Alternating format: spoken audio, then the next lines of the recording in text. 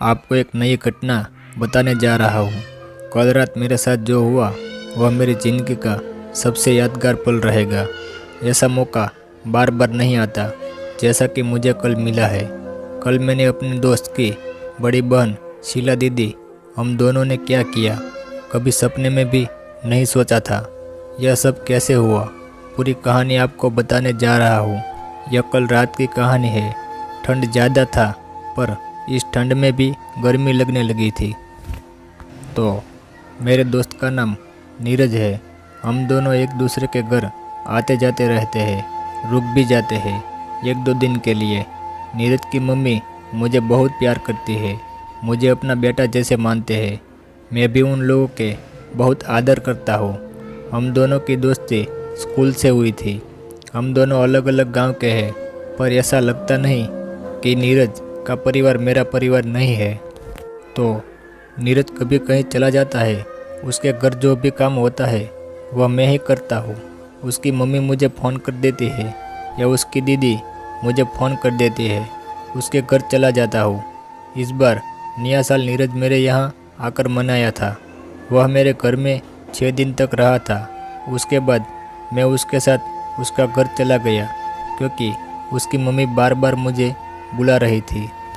नीरज के घर में नीरज की माँ, नीरज की छोटी बहन गुड्डी 18 साल की है और उसकी बड़ी बहन शीला दीदी 28 साल की है। शीला दीदी विधवा है। उनके पति का देहांत पिछले साल ही हो गया था एक्सीडेंट में। तब से वह अपने ससुराल नहीं रहते, यहीं रह रही है। वह अपने ससुराल जाना नहीं चाहती है। बात 8 तारीख की है। रात को खाना खाकर हम लोग मूवी देख रहे थे।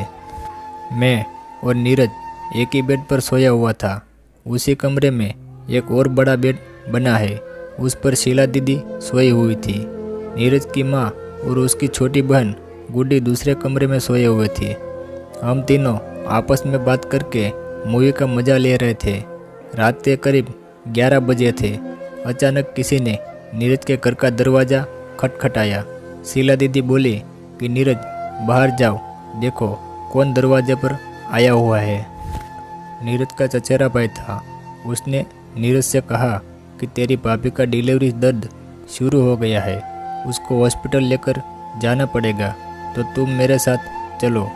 नीरज वापस आया, अपना जैकेट पहना, जीन्स पहने, जूता पहना और शीला दीदी को बोल दिया कि ऐसे ऐसे बात है, मैं जा रहा हूँ, रात को नहीं आऊँगा, सुबह मम्मी को यह बातें बता देना। इतना कहकर मुझसे कहा कि सुबह आऊँगा, तुम रात को आराम से सो जाओ। मैंने उसको पूछा भी कि मैं भी चलूँ, तो उसने मना कर दिया। बोला वहाँ जाने की ज़रूरत नहीं है, मैं तो इसीलिए जा रहा हूँ कि चचेरे भाई का सवाल है। नीरज चला गया। शीला दीदी बोली अंदर से मेन गेट बंद कर देना सही से। मैं नीरज के पीछे पीछे गया और मेन गेट बंद करके वापस आ गया। मूवी का मज़ा ले रहा था। अच्छी फिल्म थी। जब जब हाथ से नहाता था तो शीला दीदी मुझे देखती थी। मूवी 45 मिनट में ख़त्म हो गया। रात के 12 बजे के करीब समय हो गया था। शीला दीदी कुछ परेशान से लग रही थी। समझ नहीं आ रहा था वह क्या कहना चाह रही थी। मैं जब उसको देखा तो टकटकी लगाकर वह मुझे देख रही थी, पर वह कुछ बोल नहीं रही थी। मुझे समझ नहीं आ रहा था कि मैं क्या कहूँ उनको। अगर उनको किसी चीज़ की ज़रूरत होती तो वह मुझे बोलती, पर वह कुछ नहीं बोल के मुझे देख रही थी। आखिरकार मैंने उसने पूछ लिया, दीदी कुछ चाहिए आपको? वह 5 सेकंड चुप रहे, फिर वह बोली, हाँ। मैंने पूछा, क्या चाहिए आपको? और अपना रज़ाई हटा दिया और बैठ गया। मुझे लगा कि वह कुछ बोलेगी लाने को। उन्होंने कहा, मेरे बेड पर आ जाओ। मैंने कहा, क्या? मुझे लगा कि शायद सुनने में मुझसे गलती हो गई। उन्होंने कहा, हाँ हाँ, मेरे बेड पर आ जाओ। मैंने कहा, मैं तो यहाँ सोऊंगा। वह बोली, आज सो जाओ मेरे साथ। मैंने कहा, मैं नहीं सोऊंगा। वह बोली, अगर तुम नहीं आए तो मेरे से बुरा कोई नहीं होगा।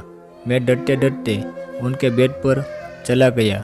मैंने कहा, रज़ाई ले आता हूँ। वह बोली, हम एक ही रज़ाई में सोएंगे। मैं बेड पर लेट गया। उन्होंने मुझे रजाई उड़ा दी। मैं उनसे अलग ही सो रहा था। वह अचानक मेरे तरफ घूम गए और हम दोनों रजाई उठकर सो गए। शाम को ही मैं उनके घर से वापस आया हूँ क्योंकि हमारी मम्मी का तबीयत खराब था। शीला दीदी कह रही थी 1-2 दिन रुक जाओ। नीरज भी दोपहर को आ गया था। शाम को शीला दीदी का फ़ोन आया था। वह बोली तुम कब वापस आते हो, मैं तुम्हारा इंतज़ार करूँगी। इतना कहकर उन्होंने फ़ोन काट दिया।